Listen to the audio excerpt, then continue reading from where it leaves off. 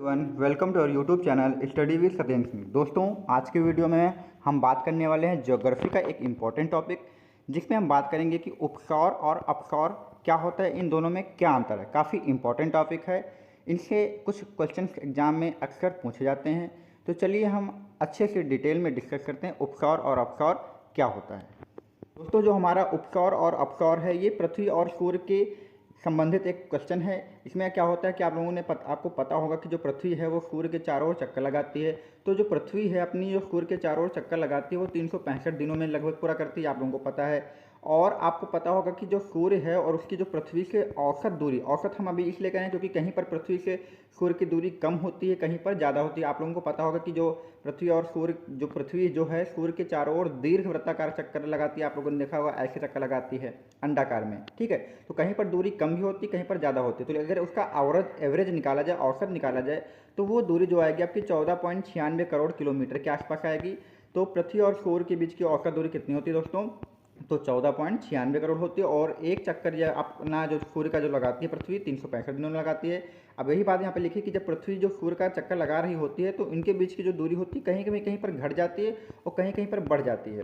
इसकी वजह से क्या होता है कि जो अंतर आता है वही हमारा उपसौर और अपसौर के रूप में जाना जाता है। चलिए मैं आपको आगे अच्छे से समझाता हूँ कि उपसौर और अपसौर होता क्या है। दोस्तों, इस फिगर में आप यहाँ देख सकते हैं कि यहाँ पे ये पृथ्वी है और ये क्या है, सूर्य के चारों ओर यहाँ पर चक्कर लगा रही है। यहाँ पर केंद्र पर आपका सूर्य हो जाएगा, इसके चारों ओर यहाँ पे क्या है, चक्कर लगा रही है। तो इस चक्कर में आप देखते होंगे कहीं कहीं पर सूर्य और पृथ्वी के बीच की दूरी काफ़ी ज़्यादा हो जाती है और कहीं कहीं पर सूर्य और पृथ्वी के बीच की जो दूरी होगी वो काफ़ी कम हो जाती है। तो दोस्तों, जहाँ पर सूर्य और पृथ्वी के बीच की दूरी सबसे ज़्यादा होगी यानी मैक्सिमम हो जाती है, उसे हम दोस्तों कहते हैं अपसौर कहते हैं। क्या कहते हैं? अपसौर कहते हैं। तो आपको अच्छे से क्या रखना है कि जहाँ पर सूर्य और पृथ्वी के बीच की दूरी सबसे अधिकतम होगी, यानी एक ऐसा पॉइंट पृथ्वी का आएगा कि जब पृथ्वी जो होगी सूर्य से सबसे अधिक दूरी पर होगी, तो उसे हम अपसौर कहते हैं।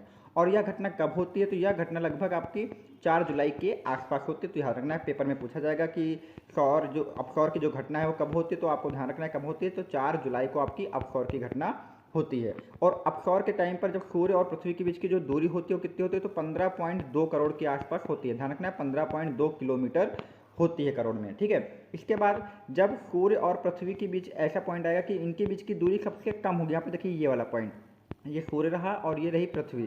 तो इनके बीच की दूरी अगर सबसे कम हो जाती है यानी सबसे कम दूरी पर होंगे, तो उस घटना को हम क्या कहेंगे? उपसौर कहेंगे। उपसौर कहेंगे। और उपसौर जो होता है हमारा वो 3 जनवरी को पड़ता है, यानी 3 जनवरी को पृथ्वी जो होगी सूर्य के सबसे निकटतम होगी और इस समय इनके बीच की जो दूरी होगी वो 14.7 करोड़ किलोमीटर होती है। और आपको रखना है जब इनके बीच की दूरी सबसे कम होती है तो उस समय भारत में जो होती है ठंडी होती है। अब ऐसा क्यों? क्योंकि आप लोग सोचेंगे कि पृथ्वी और सूर्य के बीच की जो दूरी है वो कम है तो वहाँ पे गर्मी होनी चाहिए, लेकिन गर्मी इसलिए नहीं होती क्योंकि उस समय जो होता है पृथ्वी, आपको पता है कि 23.5 अक्षांश पर झुकी हुई है और चक्कर लगा रही है। तो उस समय जो होता है कि सूर्य की किरणें जो होती हैं पृथ्वी पर वो काफ़ी कम पड़ती हैं, यानी जिस क्षेत्र में भारत पड़ता है उस वहाँ पर जो है सूर्य की किरणें नहीं पहुँचती, इसलिए वहाँ पर ठंडी होती है। और इसके विपरीत जब पृथ्वी और सूर्य के बीच की दूरी ज़्यादा होती है तब सूर्य की जो किरणें होती हैं वो बिल्कुल पृथ्वी की, यानी जो दक्षिणी गोलार्ध के है, बिल्कुल सामने पड़ती है, इसलिए यहाँ पे काफ़ी गर्मी होती है। तो आई होप आप लोगों को अपसौर और उपसौर समझ में आ गया होगा। अपसौर में आपको क्या याद रखना है कि अपसौर आपका 4 जुलाई को होता है, उस समय पृथ्वी और सूर्य के बीच की दूरी 15.2 करोड़ किलोमीटर होती है। उपसौर आपका क्या होता है? पृथ्वी और सूर्य के बीच की न्यूनतम दूरी 3 जनवरी को पड़ता है, इनके बीच की डिस्टेंस कितनी होती है उस टाइम? 14.7 करोड़ होती है। अब मैं आपको यहाँ पे नोट्स के द्वारा भी आपको थोड़ा पढ़ के बता देता हूँ। तो दोस्तों, हम यहाँ सबसे पहले देख लेते हैं उपसौर के बारे में। तो उपसौर में यहाँ पे लिखा है कि जब सूर्य से पृथ्वी की दूरी घटती जाती है, अर्थात पृथ्वी सूर्य के काफ़ी करीब आ जाती है, तो इसे उपसौर कहते हैं। यानी जब पृथ्वी और सूर्य काफ़ी नज़दीक होंगे तो उसे उपसौर कहेंगे। और ये घटना कब होती है? तो 3 जनवरी को होती है।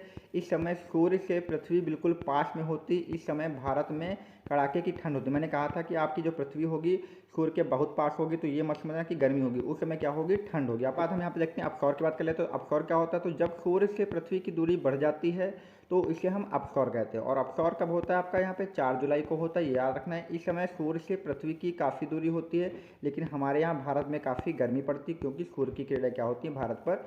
सीधी पड़ती हैं। जब पृथ्वी घूमती है तो इस समय झुके होने के कारण सूर्य की किरणें सीधी पड़ती है, जिससे हमारे यहाँ काफ़ी गर्मी होती है। तो आई होप आप लोगों को अच्छे से क्लियर हो गया होगा कि अपसौर और उपसौर क्या होगा। वहाँ पे मैंने आपको उपसौर में 3 जनवरी बताया था, तो वो आपका 3 जनवरी ही सही रहेगा, ध्यान रखना है आपको।